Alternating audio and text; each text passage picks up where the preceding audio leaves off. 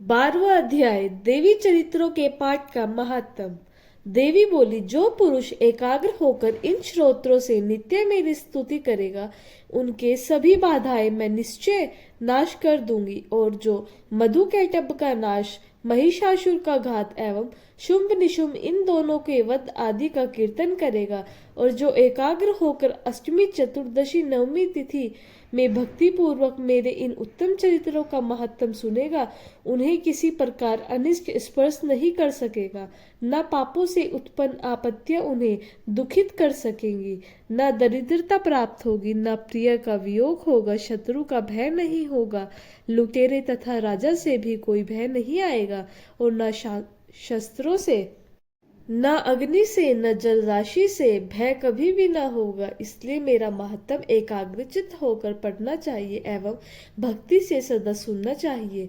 मेरा चरित्र परम मंगलदायक है। महामारी से उत्पन्न सभी उपद्रवों को तथा तीनों पापों को मेरा महात्म शांत कर देता है।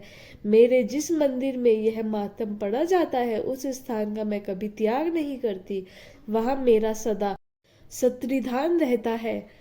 बलिदान, पूजा, अग्निहोत्र एवं महोत्सव से इन मेरे सारे चरित्रों का पाठ एवं श्रवण करें। इस प्रकार विधि जानकर अथवा बिना जानने वाली पूजा, हवन आदि जो भी कुछ मेरा करेगा, उसे मैं प्रतिपूर्वक ग्रहण कर लेती हूँ। शरद काल में मेरी वार्षिक महापूजा की जाती है। उस अवसर पर जो मेरे इस महात्म को भक्ति से के साथ सुनेगा, उसकी सभी बाधाएं निवृत्त हो जाएंगी।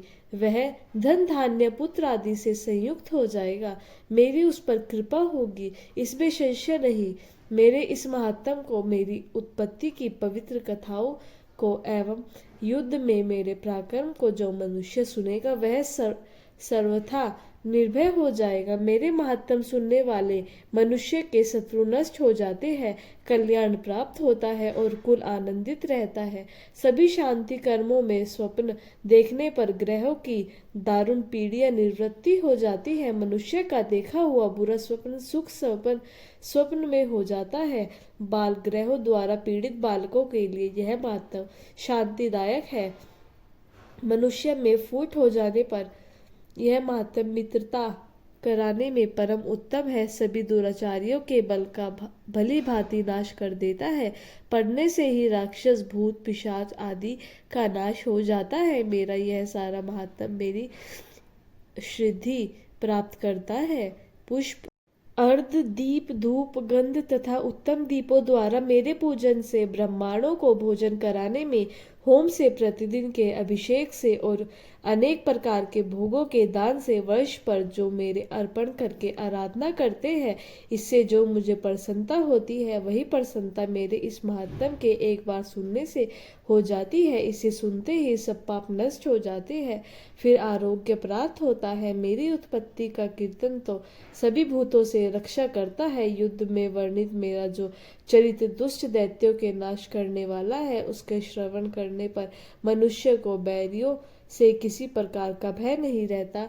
देवतागण, तुम लोगों से जो मेरी स्तुतियां की है, वह ब्रह्मा ऋषियों ने जो की है और ब्रह्मा जी ने जो की है, वे सभी मंगलमय बुद्धि देती है। वन में शून्य स्थान पर अथवा वन की अग्नि से गिर जाने पर, शून्य स्थान में डाकुओं से गिर जाने पर, शत्रु द्वारा पकड़े जाने पर, अथवा वन में शेर, चीता एवं जंगली हाथियों के पीछा करने पर क्रोध में आकर राजा के वध की आज्ञा दे दी हो, या कैद में पड़ गया हो, अथवा महासमुद्र में जहाज पर बैठ जाने के बाद भारी तूफान आ जाए, उससे जहाज डगमगाने लगे एवं ऐसे अवसर पर घोर संग्राम में शस्त्रों का प्रहार होने लग जाए, सब प्रकार बाधाएं पड़ रही हो, किसी महापीड़ा से व्याकुल हो, इस प्रकार की सभी घोर विपत्ति से इस मेरे चरित्र का स्मरण करने वाला पुरुष छूट जाता है।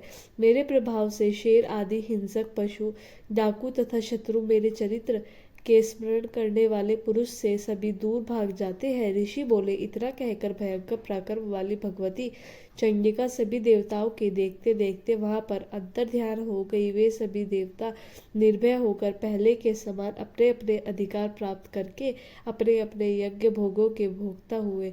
बाकी दैत्यों का हाल सुनिए। जबकि देव पुरुष, देव शत्रु, शुंभ युद्ध में मारा गया, जो इस जगत में विध्वंस पर तुला हुआ था, जो अतुल भयानक महापराक्रमी था, उसके मारे जाने पर और फिर महापराक्रमी निशुंभ ने भी मर जाने पर बाकी बचे कुचे दैत्य पाताल में भाग गए। हे राजन, इसी प्रकार भगवती जगदम्बिका नित्य स्वरूप देवी पुण्य पुण्य प्रकट होकर जगत की रक्षा किया करती है। यह देवी जी विश्व का मोहन करती है, वही जगत को पैदा करती है, उसी के आगे प्रार्थना करने पर संतुष्ट हो जाती है, फिर ज्ञान एवं रिद्धि प्रदान करती है। हे राजन, उसी ने ही सारे संसार को व्याप्त कर रखा है।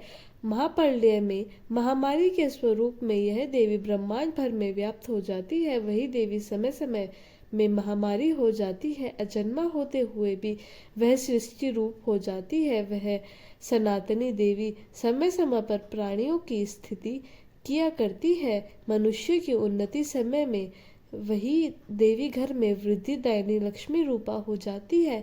फिर अभाव के समय विनाश के लिए अलक्ष्मी दरिद्रता भी बन जाती है।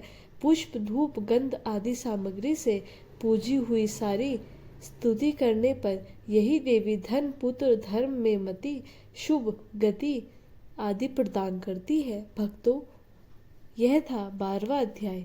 मैं अपनी अगली वीडियो में आपको 8वां दिन माँ महागौरी का और अध्याय 13वां अध्याय राजा सूरत और वैश्य को देवी का वरदान सुनाऊंगी। वीडियो अच्छा लगे तो लाइक करें, चैनल को सब्सक्राइब करें। जय माता दी।